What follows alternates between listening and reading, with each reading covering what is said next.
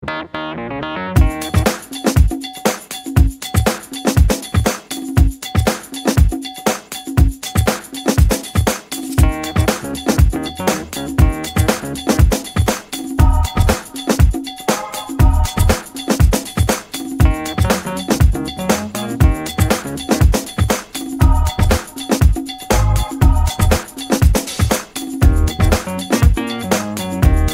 אתן לכם דוגמה לדברים שצריך להילחם בהם.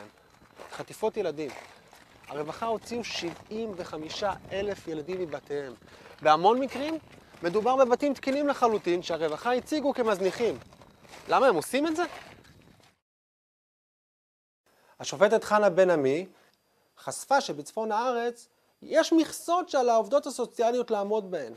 ואיזה מין סוג של מכסות? של הוצאת ילדים ממשפחות בעלות יכולת הולדה למשפחות חסרות יכולת הולדה. היא גם הוכיחה שהעובדות הסוציאליות מזייפות נתונים על מנת להוציא ילדים ממשפחות. כלומר, המדינה מחלקת ילדים. למה אין הורים בנקיסטים? אין. לא רואים. מה, כולם נעלמו? לא. הם פשוט יודעים שאם יהיו חריגים, תבואנה הגבירות כמו הפרקליטות שיושבת פה, ויפרקו להם את המשפחה.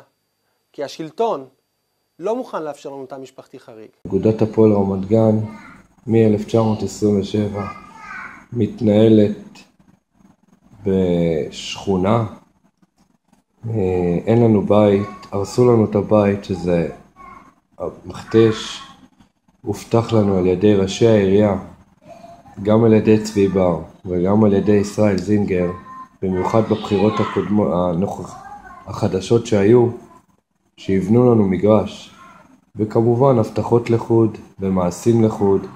הרבה אוהדים עזבו את המועדון בגלל שאנחנו משחקים בווינטר.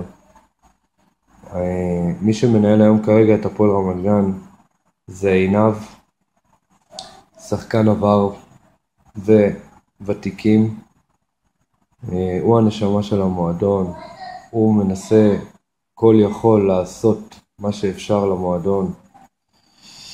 משפחת ארקין עזבה אותנו לצערנו, השקיעה כספים וחיזוקים וחבל שהיא עזבה אותנו. אני רמת גנית במקור, רמת גנית בנשמה, נולדתי ברמת גן, חונכתי ברמת גן, למדתי ברמת גן, עובדת ברימון טיולים וטיולים מאורגנים ומחלקת שי, כותבת מאמרים על תיירות ותעופה, חובבת תעופה מושבת, עושה כתבות על תעופה. השאיפה שלי זה להתפרסם בגדול בתעופה, כאשת תעופה מצליחה. מאחלת לכולם שנה של הגשמות ורק טוב. אני בצד המפרגן של החיים, החיובי של החיים. ומאחלת לכל מי שמשתתף במבצע הזה, המחוברים.